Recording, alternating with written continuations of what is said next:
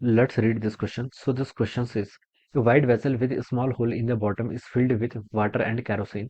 Neglecting viscosity, the velocity of the water flows v है. If thickness of the water layer is h1 and that of the kerosene layer h2, density of water is ρ1 and that of kerosene is ρ2.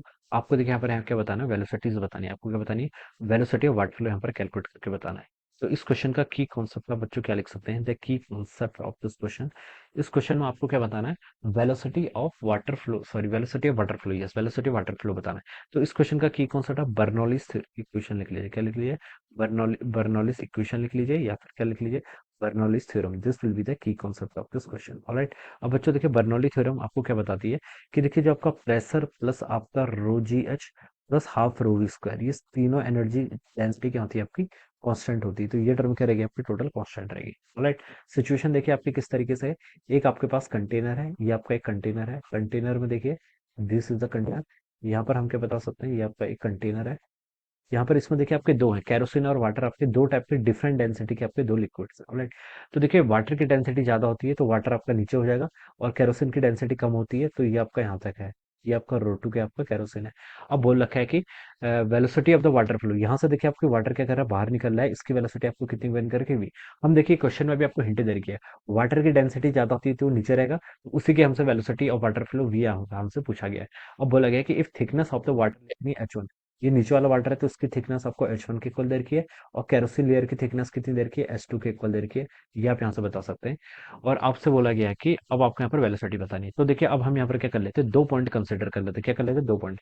एक point बच्चों आपने यहाँ पर consider कर लिया, और एक पॉइंट आप यहाँ पर कंसिडर कर लेते हैं. या हमने क्या कर लिया, यहाँ पर आपके दो पॉइंट क्या कर लिए, कंसिडर कर लिए. अब देखिए बच्चों हम यहाँ पर बर्नौलीज थ्योरम लगा लेते हैं. यहाँ पर देखिए आपका प्रेशर कितना होगा, वन पॉइंट पे देखते हैं. इसको आप लिख लीजिए पी एटीएम. ठीक है, पी एटीएम प्लस आपका rho G H, potential energy density. देखिए पोटेंशियल एनर्जी डेंसिटी कैसे कैलकुलेट करेंगे, यहाँ पर आपका रो वन है, ये इसकी हाइट कितनी एच वन है, तो रो जी एच वन तो यहाँ तक आ जाएगा.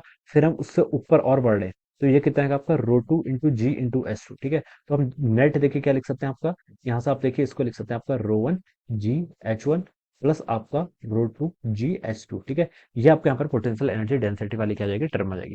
प्लस आपका मान लीजिए ये जो आपकी फ्री सरफेस है, ये क्या कैरोसिन है, कैरोसिन की फ्री सरफेस मान लीजिए आपकी यू वेलोसिटी से नीचे आ रही है, और ये आपका वी से यहाँ पर आपके बाहर आ रहा है. ठीक है. तो इसके हम लिख सकते हैं यहाँ पर हमारी काइनेटिक एनर्जी कितनी आ जाएगी आपकी, हाफ रो टू, और ये कितना हो जाएगा आपका यू का स्क्वायर, ये इतना आ जाएगा.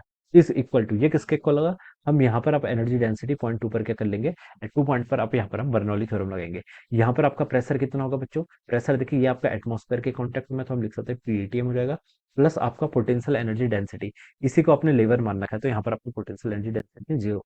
प्लस आपका यहाँ पर से आप काइनेटिक एनर्जी निकाल लीजिए, हाफ वाटर की डेंसिटी कितनी है, रो वन इंटू वी का स्क्वायर. ये आप यहाँ पर से ऐसे लिख सकते हैं. अब बच्चों देखिए क्वेश्चन में हमें एक हिंट दे रखी है, ये इस हॉल के आपका स्मॉल होल है. कितना आपका स्मॉल होल बोल रखा है, a wide vessel with small hole. ये होल क्या आपका बहुत स्मॉल है. मान लीजिए आपका जो इसका जो एरिया ऑफ क्रॉस सेक्शन, इसका क्रॉस सेक्शन का एरिया कितना है, एक कैपिटल एक इक्वल है, और ये जो होल है, होल का क्रॉस सेक्शन कितना है, ए. तो मैं यहाँ से बता सकता हूँ बच्चों, जो आपका ए है it is much much less than A. ये मैं यहाँ से बता सकता हूँ. ऑलराइट. और हम क्या बता सकते हैं, देखिए जो आपका वॉल्यूम फ्लो होता है, रेट ऑफ वॉल्यूम फ्लो, वो क्या होता है आपका रेट ऑफ वॉल्यूम फ्लो. देखिए यहाँ पर से कितना हो जाएगा, आप यहाँ से हम देखें तो ए इंटू यू के इक्वल हो जाएगा. सॉरी, हाँ यहाँ पर कितना होगा, ए इंटू यू. और ये देखिए यहाँ पर से ये क्या होगा आपका, यहाँ पर आपका ए इंटू वी के इक्वल होगा. ये हम यहाँ पर से बता सकते हैं. अब देखिए बच्चों मैं इसको क्या लिख लेता हूँ, यहाँ से मैं इसको लिख लेता हूँ आपका ए बाई ए की टर्म में इसको हम लिख लेते हैं. यहाँ से ए बाई ए कितना हो जाएगा आपका, वी बाई यू के इक्वल हो जाएगा. और यहाँ पर गिवन कर रखा है जो आपका ए है वो क्या आपका मच मच ग्रेटर देन है, किससे, ए से. ए क्या आपका मच मच ग्रेटर देन ए है. ऑलराइट. तो अब हम यहाँ पर देख सकते हैं बच्चों, इससे हम यहाँ पर ये कंपेयर कर सकते हैं कि जो आपका v होगा, ठीक है, v की वेलोसिटी क्या होगी आपकी, मच मच ग्रेटर होगी एज कम्पेयर टू u. ठीक है, ये बता सकते हैं.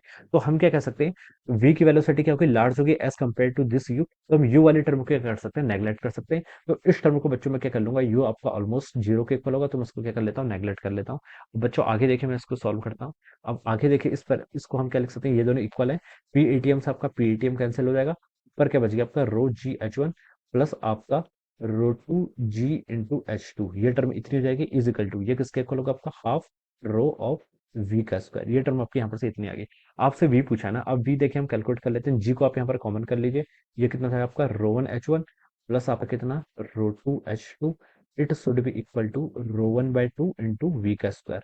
अब यहाँ से आप क्या लिख सकते हैं, वी का स्क्वायर हो जाएगा आपका यहाँ से two g divided by rho one, two g divided by rho one, और ये हो जाएगा आपका rho one H one plus आपका रो 2 H2, ये वैल्यू आपकी यहाँ पर से इतनी हो जाएगी।